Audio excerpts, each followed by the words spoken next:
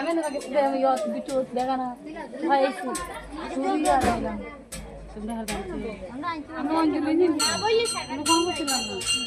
আমি আর জায়গা চান্স পাচ্ছি না মা বুঝলাম একটু সাইড গরম আমারও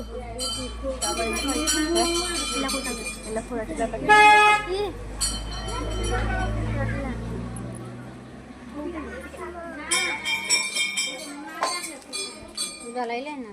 শেষ জানলো কিছু বলবো না